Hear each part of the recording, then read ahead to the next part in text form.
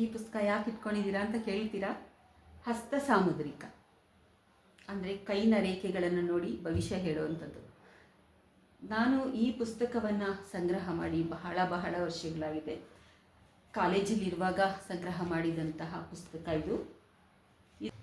ಎಲ್ಲರಿಗೂ ನಮಸ್ಕಾರ. ಎಲ್ಲರೂ ಹೇಗಿದ್ದೀರಾ? ಎಲ್ಲರೂ ಚೆನ್ನಾಗಿದ್ದೀರಾ ಅಂದ್ಕೊಂಡಿದ್ದೀನಿ. ನಾನು ಕೂಡ ಚೆನ್ನಾಗಿದ್ದೀನಿ. ಯಾರೆಲ್ಲ ಹೊಸದಾಗಿ ವಿಡಿಯೋಗಳನ್ನು ನೋಡ್ತಾ ಇದ್ದೀರಾ, ಸಬ್ಸ್ಕ್ರೈಬ್ ಮಾಡ್ಕೊಳ್ಳಿ ನಮ್ಮ ಚಾನಲ್ನ, ಹಾಗೂ ಲೈಕ್ ಮಾಡಿ, ಶೇರ್ ಮಾಡಿ. ಬನ್ನಿ ಇವತ್ತಿನ ಹೊಸ ಲಾಗಲ್ಲಿ ಏನಿದೆ ಅಂತ ನೋಡೋಣ. ಇವತ್ತು ನೋಡಿ, ಬೆಳಗ್ಗೆಯಿಂದ ಲಾಗನ್ನ ಸ್ಟಾರ್ಟ್ ಮಾಡಿದ್ದೀನಿ. ನನ್ನ ಹೊರಗಡೆ ಎಲ್ಲ ಕೆಲಸಗಳು ಮುಗಿದಿದೆ.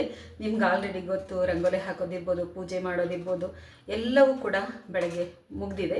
ಈಗ ನಾನು ತಿಂಡಿಗೆ ಅಂತ ಬಂದಿದ್ದೀನಿ. ತಿಂಡಿ ಮಾಡಿಕೊಂಡು ಅಡುಗೆ ಸಂಜೆವರೆಗೂ ಕೂಡ ಇವತ್ತು ಇಡೀ ದಿನ ನಾನು ನಿಮ್ಮ ಜೊತೆಯಲ್ಲಿ ಕಾಲ ಕಳಿಬೇಕು ಅಂತ ಇದ್ದೀನಿ. ಇವತ್ತು ಒಂದು ದಿನ ನೋಡೋಣ ಬನ್ನಿ.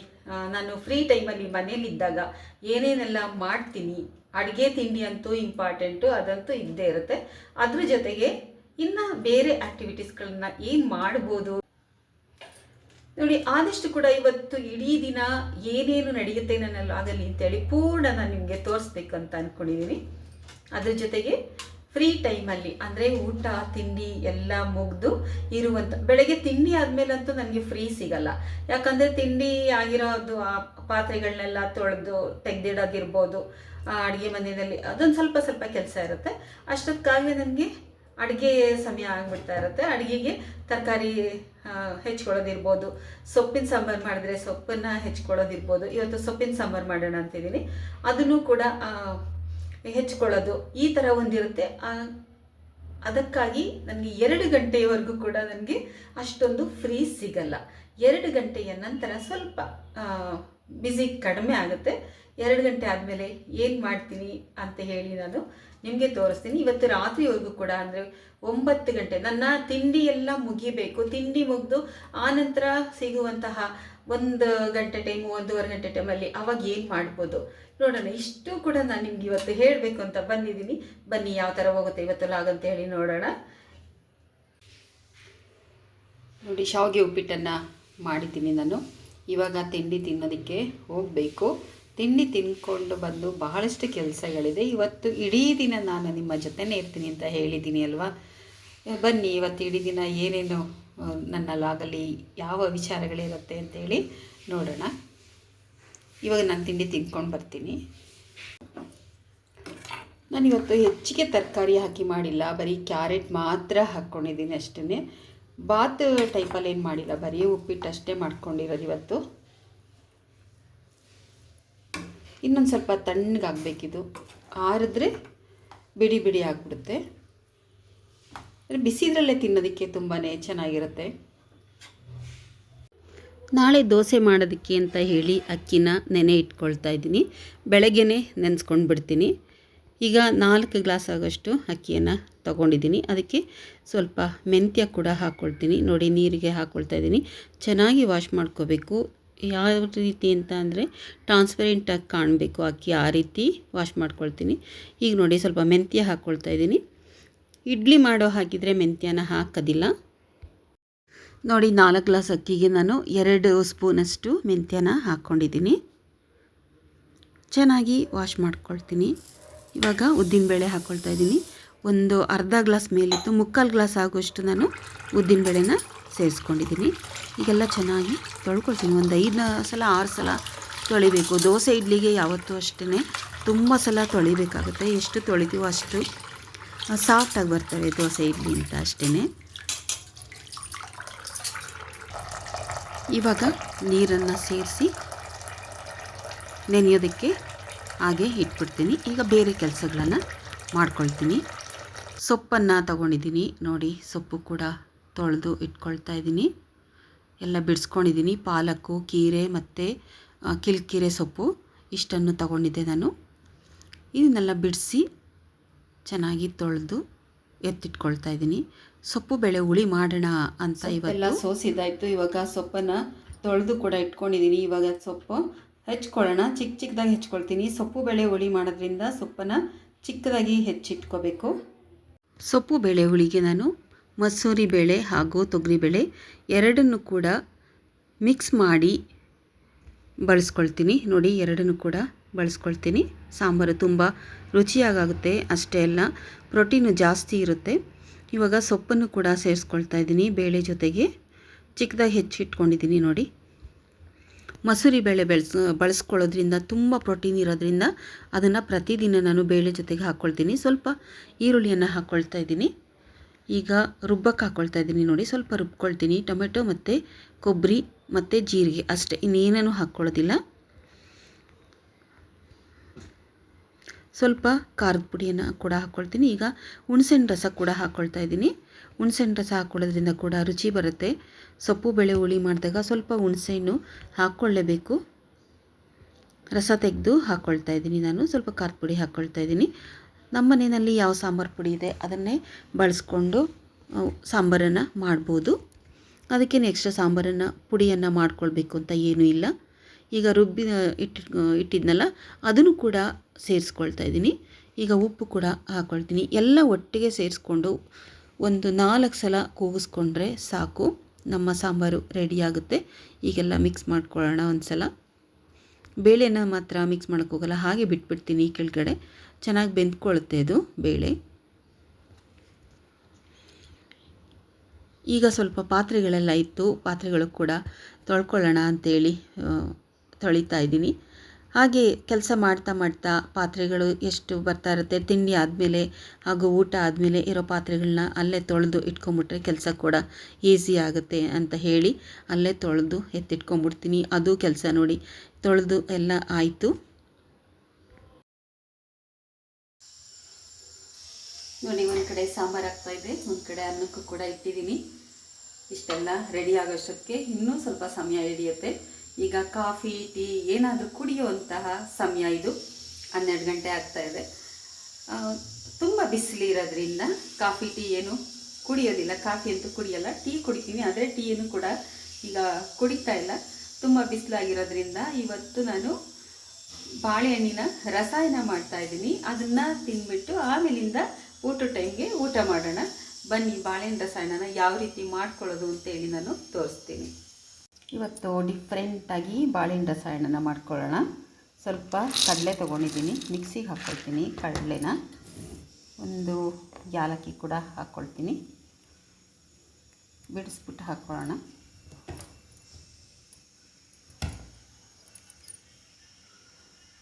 ಬಿಡಿಸ್ಬಿಟ್ಟು ಹಾಕ್ಕೊಳ್ಳೋಣ. ಅದ್ರ ಜೊತೆಗೆ ಸ್ವಲ್ಪ ಕೊಬ್ಬರಿ ತುರಿಯನ್ನು ಹಾಕ್ಕೊಳ್ತೀನಿ. ಕಾಯಿ ತುರಿ ಆದರೆ ಹಾಗೆ ಹಾಕ್ಕೊಳ್ಬೋದು. ಇದು ಕೊಬ್ಬರಿ ಆಗಿರೋದ್ರಿಂದ ನಾನು ಕಡಲೆ ಜೊತೆಗೆ ಮಿಕ್ಸಿ ಮಾಡ್ಕೊಳ್ತಾ ಇದ್ದೀನಿ ನೋಡಿ. ಬಾಳೆಹಣ್ಣನ್ನು ತೊಗೊಂಡಿದ್ದೀನಿ. ಈಗ ಬಾಳೆಹಣ್ಣನ್ನು ಚಿಕ್ಕದಾಗಿ ಸ್ಲೈಸ್ ಮಾಡ್ಕೊಳ್ತೀನಿ ನೋಡಿ. ಬಾಳೆಹಣ್ಣನ್ನು ಇಷ್ಟು ಚಿಕ್ಕದಾಗಿ ನಾನು ಹೆಚ್ಚಿಟ್ಕೊಂಡಿದ್ದೀನಿ. ಇದನ್ನು ಒಂದು ಬಟ್ಲಿಗೆ ನಾನು ಹಾಕ್ಕೊಳ್ತೀನಿ ನೋಡಿ. ಈ ಕಾಲದಲ್ಲಿ ಮಕ್ಕಳುಗಳು ಬಾಳೆಹಣ್ಣನ್ನ ತಿನ್ನೋದಕ್ಕೂ ಕೂಡ ಕಷ್ಟ ಕೊಡ್ತಾರೆ. ಬಾಳೆಹಣ್ಣು ಬೇಡ ಅಂತ ಹೇಳ್ತಾರೆ. ಅಂಥ ಮಕ್ಕಳಿಗೆಲ್ಲ ಈ ಥರ ಮಾಡಿ ಕೊಡಿ. ಸ್ವಲ್ಪ ಸಕ್ಕರೆ ಕೂಡ ಹಾಕ್ಕೊಳ್ತಾ ಇದ್ದೀನಿ. ಇದೇನು ಇಷ್ಟೊಂದು ಸಕ್ಕರೆನಾ ಅಂತ ಅಂದ್ಕೋಬೇಡಿ. ಬಿಸಿಲು ಕಾಲದಲ್ಲಿ ಸ್ವಲ್ಪ ಸಕ್ಕರೆನ ಬಳಸೋದು ಒಳ್ಳೆಯದು. ಏಕೆಂದರೆ ತುಂಬ ಬೆವರಲ್ಲಿ ಶಕ್ತಿ ಹೊರಟೋಗ್ತಾ ಇರುತ್ತೆ. ಒಂದು ಸ್ವಲ್ಪ ಸಕ್ಕರೆ ಏನೂ ಆಗಲ್ಲ. ಸಕ್ಕರೆ ಬೇಡ ಅಂದವರು ಬೆಲ್ಲ ಕೂಡ ಯೂಸ್ ಮಾಡ್ಕೊಳ್ಬೋದು.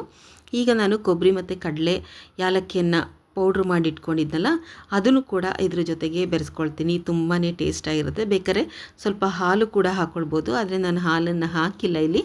ಇವಾಗ ಇದನ್ನು ಚೆನ್ನಾಗಿ ಮಿಕ್ಸ್ ಮಾಡ್ಕೊಳ್ಬೇಕು.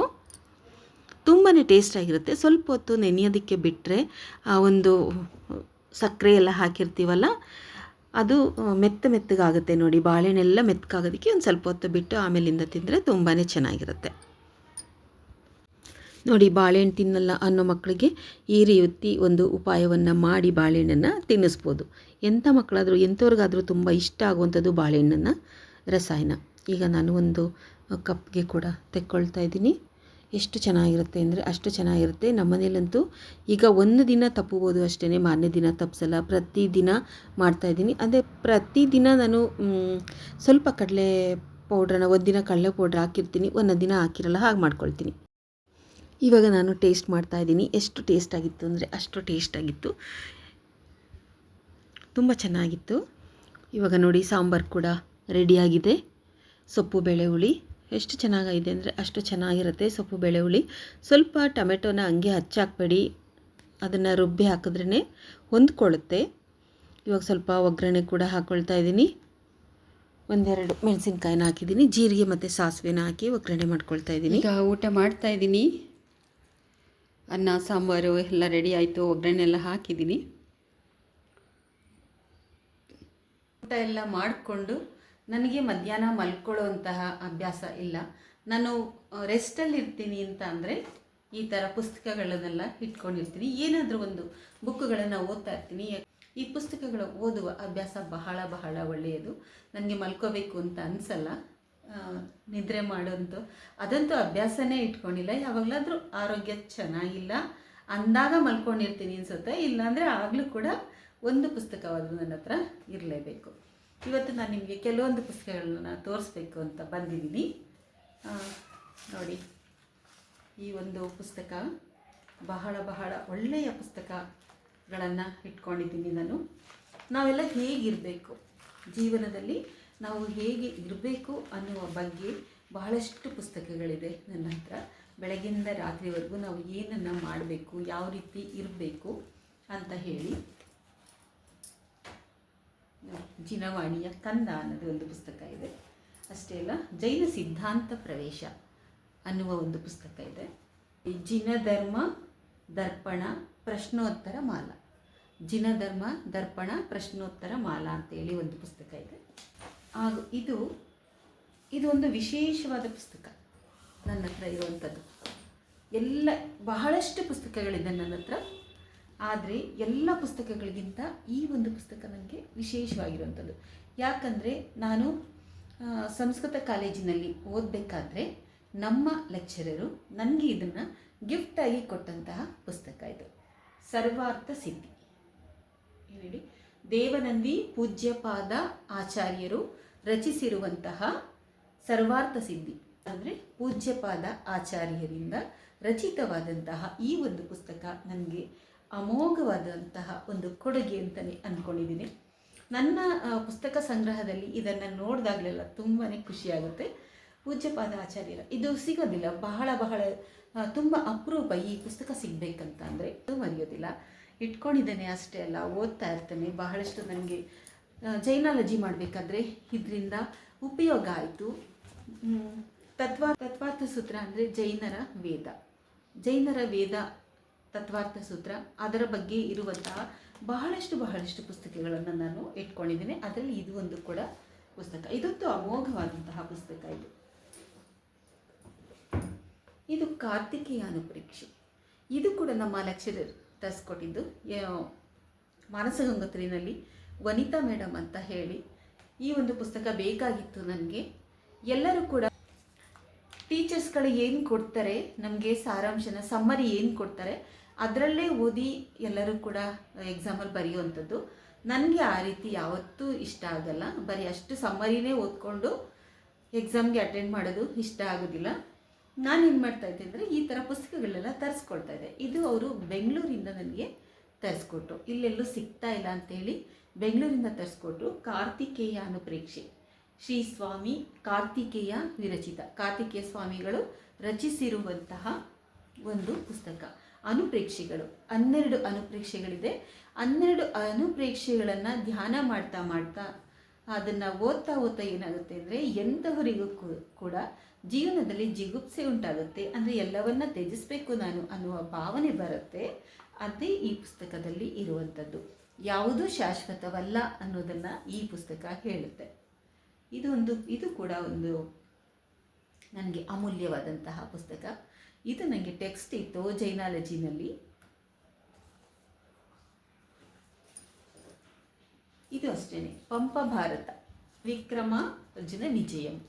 ಪಂಪ ಬರೆದಿರುವಂತಹ ಮಹಾಭಾರತದ ಕತೆ ವಿಕ್ರಮಾರ್ಜುನ ವಿಜಯಂ ಅಂಥೇಳಿ. ಇದನ್ನು ಕೂಡ ನಾನು MA ಕನ್ನಡ MA ಮಾಡಬೇಕಾದ್ರೆ ಈ ಪುಸ್ತಕವನ್ನು ಕೂಡ ನಾನು ಕೊಂಡುಕೊಂಡೆ. ನವ ಕರ್ನಾಟಕದಲ್ಲಿ ಈ ಪುಸ್ತಕವನ್ನು ತಗೊಂಡೆ. ಪುಸ್ತಕಗಳೇ ನನ್ನ ಆಸ್ತಿ. ನೋಡಿ, ಪಂಪ ಭಾರತ ಎಂಬ ವಿಕ್ರಮಾರ್ಜುನ ವಿಜಯ. ಇದನ್ನೆಲ್ಲ ನನಗೆ ಮುಟ್ಟೋದಕ್ಕೆ ಒಂದು ರೀತಿ ಖುಷಿಯಾಗುತ್ತೆ. ಮುಟ್ಟುವಾಗಲೇ ಖುಷಿಯಾಗುತ್ತೆ ಅಂದರೆ ಓದೋದಕ್ಕೆ ಇನ್ನೆಷ್ಟು ಖುಷಿಯಾಗುತ್ತೆ ಹೇಳಿ. ಹೀಗೆ ನನ್ನ ಫ್ರೀ ಟೈಮ್ನಲ್ಲಿ ಈ ರೀತಿ ಕಾಲ ಕಳೀತೇನೆ ನಾನು.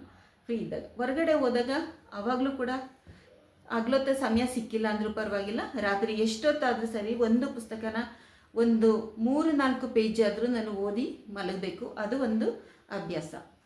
ಜೈನ ಧರ್ಮಕ್ಕೊಂದು ಕೈಪಿಡಿ, ಇದರಲ್ಲೂ ಕೂಡ ಅಷ್ಟೇ ಬಹಳಷ್ಟು ವಿಚಾರಗಳಿದೆ ಇದರಲ್ಲಿ.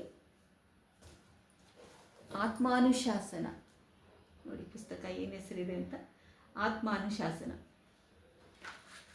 ಎಲ್ಲ ಆತ್ಮದ ಬಗ್ಗೆನೇ ಬರೆದಿರುವಂತಹ ಒಂದು ಪುಸ್ತಕ ಇದು. ಇದು ಕೂಡ ಅಷ್ಟೇ ಮೋಕ್ಷ ಮಾರ್ಗ ಪ್ರಕಾಶಕ ಇದನ್ನೇ, ಅದು ಕೂಡ ಮೋಕ್ಷ ಮಾರ್ಗವನ್ನು ತಿಳಿಸುವಂತಹ ಒಂದು ಕೃತಿ.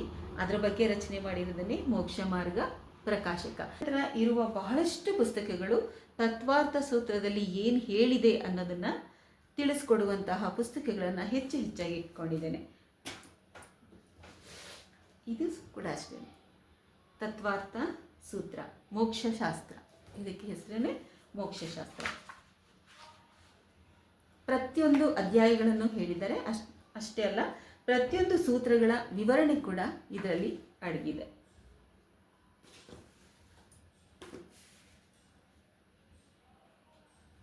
ಜೈನ ಪದ ಸಮುಚ್ಚಯ ಹಾಗೂ ಸುಕುಮಾರ ಚರಿತ್ರೆ, ಗೊಮ್ಮಟೇಶ ಚರಿತ್ರೆ, ರತ್ನಾಕರ ಶತಕ, ರತ್ನಾಕರ ಕವಿ ರಚಿಸಿರುವಂತಹ ಶತಕಗಳು, ದ್ರವ್ಯ ಸಂಗ್ರಹ,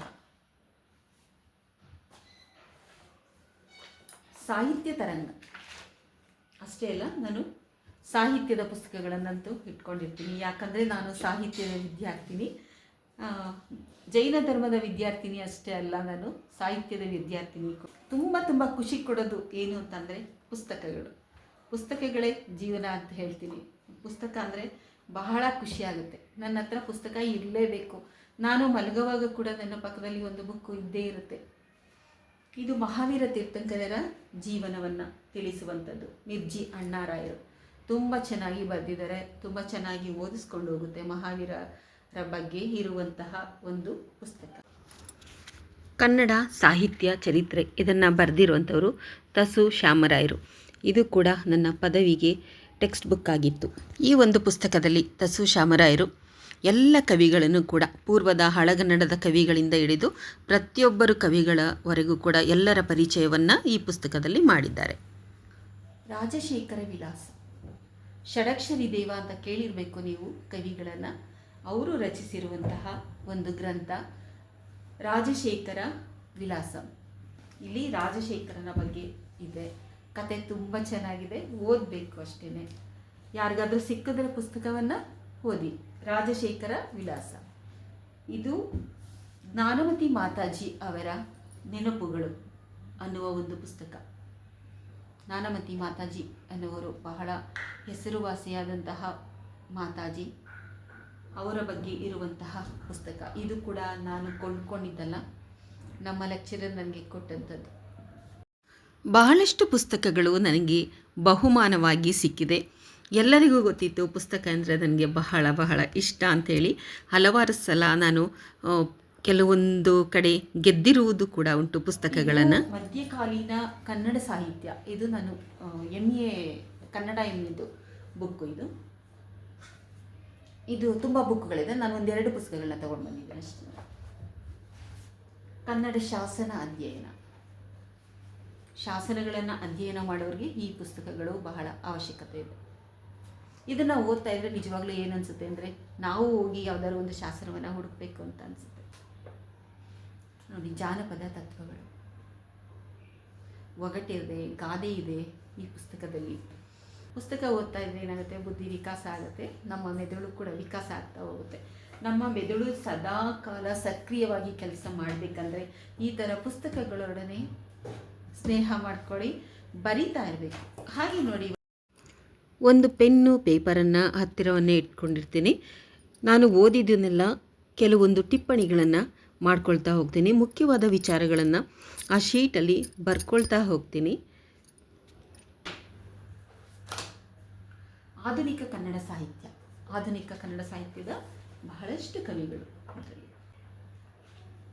ಇದು ಕೂಡ ಅಷ್ಟೇ, ನಾನು MA ಮಾಡುವಾಗ ತಗೊಂಡಿರೋಂಥ MAಗೆ ಟೆಕ್ಸ್ಟ್ ಬುಕ್.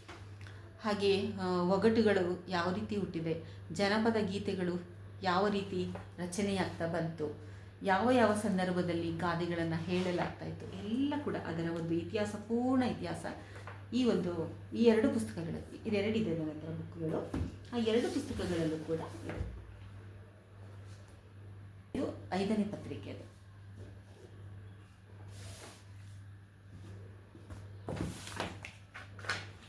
ಇದು ಬಾಹುಬಲಿಯ ಕಥೆಯ ಪುಸ್ತಕ, ತ್ಯಾಗವೀರ ಬಗ್ಗೆ ಇರುವಂತಹ ಪುಸ್ತಕ. ಇನ್ನೂ ಇದೆ ರತ್ನಕರ್ಣಕ ಶಾವಕಚರ, ಒಳಗಡೆ ಮೇಲೆ ಇಟ್ಬಿಟ್ಟಿದ್ದೀನಿ, ಸಿಕ್ಕಿಲ್ಲ ಇವಾಗ. ಇದು ಬೃಹತ್ ದ್ರವ್ಯ ಸಂಗ್ರಹ, ದ್ರವ್ಯಗಳು 6 ದ್ರವ್ಯಗಳನ್ನು ಇದರಲ್ಲಿ ಗಾದೆಗಳ ಮೂಲಕ ವಿವರಿಸ್ತಾ ಹೋಗ್ತಾರೆ. ಪ್ರಾಕೃತ ಭಾಷೆಯಲ್ಲಿ ಇರುವಂತಹ ಪುಸ್ತಕ. ಇದನ್ನು ಬರೆದಿರೋರು ನೇಮಿಚಂದ್ರ ಸಿದ್ಧಾಂತ ದೇವ. ಇದಿಲ್ಲೇ ಇಟ್ಕೊಂಡಿರ್ತೀನಿ, ನನಗೆ ಇದು ಯಾವಾಗಲೂ ಬೇಕಾಗ್ತಾ ಇರುತ್ತೆ, ಅದರಿಂದ ಇದನ್ನು ಇಲ್ಲೇ ಇಟ್ಕೊಂಡಿರ್ತೀನಿ. ಇಲ್ಲೇ ಯಾವಾಗಲಾದ್ರೂ ಇಲ್ಲಿ ಬಂದು ಕೂತ್ಕೊಂಡ್ರೆ, ನಾನು ಫ್ರೀ ಟೈಮ್ ಅಂದ್ಕೊಂಡು ಏನಾದರೂ ಒಂದು ನಿಮಿಷ ಬಂದು ಕೂತ್ಕೊಂಡ್ರೆ ಈ ಪುಸ್ತಕವನ್ನು ತೆಗೆದು ನಾನು ಓದ್ಕೊಳ್ತೇನೆ. ನೋಡಿ, ಹೀಗೆ ಇನ್ನೂ ಬಹಳಷ್ಟು ಪುಸ್ತಕಗಳಿದೆ. ಇದು ಕನ್ನಡ ಕಥಾಭಾರತಿ ಅಂತ ಹೇಳಿ ಕನ್ನಡ ಕಥೆಗಳಿದೆ, ಇದರಲ್ಲಿ ಕಥೆಗಳಿರುವಂಥದ್ದು. ಇದು ನನಗೆ ಹಿಂದಿ BA ನಲ್ಲಿ ತಗೊಂಡಿದ್ದಂತಹ ಟೆಕ್ಸ್ಟ್ ಬುಕ್ಕು. ಇಲ್ಲಿ ಮತ್ತೊಂದು ಪುಸ್ತಕ ಇದೆ, ತೋರಿಸ್ತೀನಿ ನಾನು. ಈ ಪುಸ್ತಕ ಯಾಕೆ ಇಟ್ಕೊಂಡಿದ್ದೀರಾ ಅಂತ ಕೇಳ್ತೀರಾ? ಹಸ್ತ ಸಾಮುದ್ರಿಕ ಅಂದರೆ ಕೈನ ರೇಖೆಗಳನ್ನು ನೋಡಿ ಭವಿಷ್ಯ ಹೇಳುವಂಥದ್ದು. ನಾನು ಈ ಪುಸ್ತಕವನ್ನು ಸಂಗ್ರಹ ಮಾಡಿ ಬಹಳ ವರ್ಷಗಳಾಗಿದೆ. ಕಾಲೇಜಲ್ಲಿರುವಾಗ ಸಂಗ್ರಹ ಮಾಡಿದಂತಹ ಪುಸ್ತಕ ಇದು. ಇದನ್ನು ಓದ್ತಾ ಇದ್ದೆ, ಅಷ್ಟೇ ಅಲ್ಲ ಇದನ್ನು ಅಭ್ಯಾಸ ಮಾಡ್ಕೊಂಡಿದ್ದೀನಿ, ತಿಳ್ಕೊಂಡಿದ್ದೀನಿ. ಆದರೆ ಇವಾಗ ಯಾರಿಗೂ ಏನು ಹೇಳಕ್ಕೆ ಹೋಗಲ್ಲ, ಓದ್ಕೊಳ್ತಾ ಇರ್ತೀನಿ ಅಷ್ಟೇ ಅಲ್ಲ ಕುಂಡಲಿ ಕೂಡ ಹಾಕ್ತಾ ಇದ್ದೆ ನಾನು. ಈಗ ಅದನ್ನೆಲ್ಲ ಬಿಟ್ಟಿದ್ದೀನಿ, ಒಂದು 10 years ಮೇಲಾಯಿತು. ಯಾಕೋ ಗೊತ್ತಿಲ್ಲ, ನನಗೆ ಬೇಡ ಅಂತ ಅನ್ನಿಸ್ತು, ಬಿಟ್ಬಿಟ್ಟೆ. ನಾನು ಕುಂಡಲಿ ಕೂಡ ಬರೀತಾ ಇದ್ದೆ, ಜಾತಕ ಬರೆಯೋದು.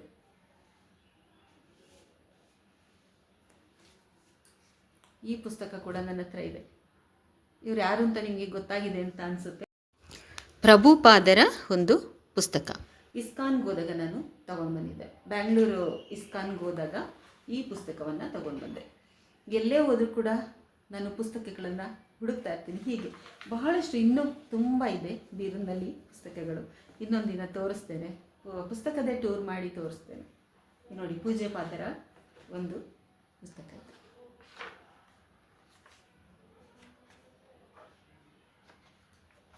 ಕೃಷ್ಣನ ಭಕ್ತರು ಇಸ್ಕಾನ್ನಲ್ಲಿ ಇದು ತುಂಬ ಮಾರ್ತಾರೆ. ಇದನ್ನು ಇಸ್ಕಾನ್ಗೆ ಯಾರಾದರೂ ಹೋದರೆ ಈ ಒಂದು ಪುಸ್ತಕವನ್ನು ಕೂಡ ತಗೊಂಡು ಓದಿ. ಪುಸ್ತಕವನ್ನು ಓದುವುದರಲ್ಲಿ ಆ ಪುಸ್ತಕ ಈ ಪುಸ್ತಕ ಅಂತ ಇರಬಾರದು. ಎಲ್ಲ ರೀತಿಯ ಸಾಹಿತ್ಯ ಪ್ರಕಾರಗಳನ್ನು ನಾವು ಓದಬೇಕು.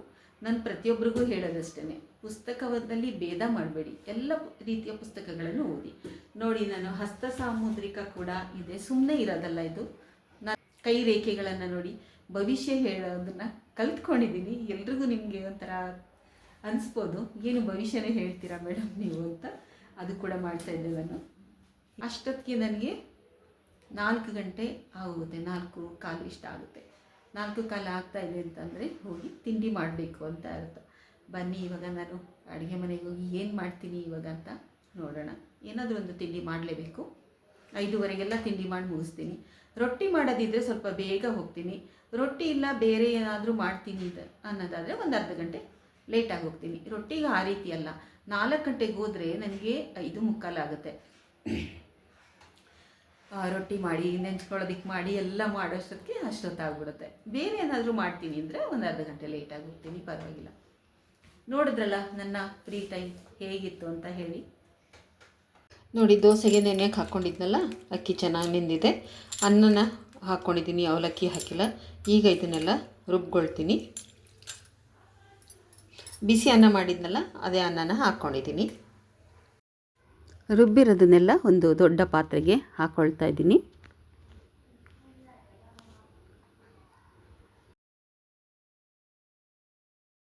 ಎಲ್ಲ ರುಬ್ಬಿದಾಯಿತು. ಇವಾಗ ನಾನು ಒಂದು ಸಲ ಎಲ್ಲ ಮಿಕ್ಸ್ ಮಾಡ್ತಾಯಿದ್ದೀನಿ. ಉಪ್ಪು ಮಾತ್ರ ಹಾಕ್ಕೊಳ್ಳಲ್ಲ, ಉಪ್ಪನ್ನು ನಾನು ದೋಸೆ ಮಾಡಬೇಕಾದ್ರೆ ಉಪ್ಪನ್ನು ಸೇರಿಸ್ಕೊಳ್ತೀನಿ. ಈ ರೀತಿ ಚೆನ್ನಾಗಿ ಮಿಕ್ಸ್ ಮಾಡಿಬಿಟ್ಟು ಒಂದು ತಟ್ಟೆಯನ್ನು ಮುಚ್ಚಿ ಹಾಗೆ ಇಟ್ಬಿಡ್ತೀನಿ. ಬೆಳಗ್ಗೆಗೆ ಎಷ್ಟು ಬೇಕಷ್ಟು ತಗೊಂಡು ಉಪ್ಪನ್ನು ಬೆರೆಸಿ ದೋಸೆಯನ್ನು ಮಾಡೋದು. ರಾತ್ರಿಯೇ ಉಪ್ಪನ್ನು ಬೆರೆಸಿ ಇಡೋದಿಲ್ಲ ನಾನು. ಈಗ ಮಿಕ್ಸ್ ಮಾಡಿ ಆಯಿತು. ಒಂದು ಮೇಲ್ಗಡೆ ತಟ್ಟೆಯನ್ನು ಮುಚ್ಚಿ ಇಡೋಣ. ಇವಾಗ ನೆನ್ಕೊಳ್ಳಿ ಅದು. ಅಕ್ಕಿ ರುಬ್ಬಿದ್ದೆಲ್ಲ ಆದಮೇಲೆ ನಾನು ಕ್ಯಾರೆಟು, ಈರುಳ್ಳಿ, ಕೊತ್ತಂಬರಿ ಸೊಪ್ಪು ಎಲ್ಲವನ್ನು ಹಾಕ್ಕೊಂಡು ದೋಸೆ ಕೂಡ ಮಾಡಿಕೊಂಡೆ ಸಂಜೆ ತಿಂಡಿಗೆ. ತುಂಬ ರುಚಿಯಾಗಿತ್ತು ನೋಡಿ. ಈ ಥರ ದೋಸೆ ಮಾಡಿಕೊಂಡೆ. ಮೊಸರಿತ್ತು ಹಾಗೂ ಗಟ್ಟಿಯಾದಂತಹ ಸಾಂಬಾರಿತ್ತು. ಈಗ ನಾನು ತಿಂಡಿ ಮಾಡ್ಕೊಳ್ತಾ ಇದ್ದೇನೆ. ಹೀಗೆ ನನ್ನ ತಿಂಡಿ ಮುಗಿಯುತ್ತೆ.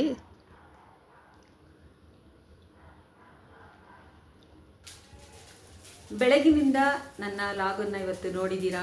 ವ್ಲಾಗ್ಸಲ್ಲಿ ಏನೇನಿತ್ತು ಅಂತ ಹೇಳಿ. ಇದೇ ರೀತಿ ಫ್ರೀ ಟೈಮಲ್ಲಿ ನಾನು ಇನ್ನೂ ಬಹಳಷ್ಟು ಚಟುವಟಿಕೆಗಳಿರುತ್ತೆ, ಅದನ್ನು ಮುಂದಿನ ಲಾಗ್ಗಳಲ್ಲಿ ತೋರಿಸ್ತಾ ಹೋಗ್ತೀನಿ. ಫ್ರೀ ಟೈಮಲ್ಲೆಲ್ಲ ಏನೇನು ಮಾಡ್ತೀನಿ ಅಂತ ಹೇಳಿ ಇವತ್ತು ಒಂದನ್ನು ತೋರಿಸಿದ್ದೀನಿ, ಫ್ರೀ ಟೈಮಲ್ಲಿ ಏನು ಮಾಡ್ತೀನಿ ಅಂತ.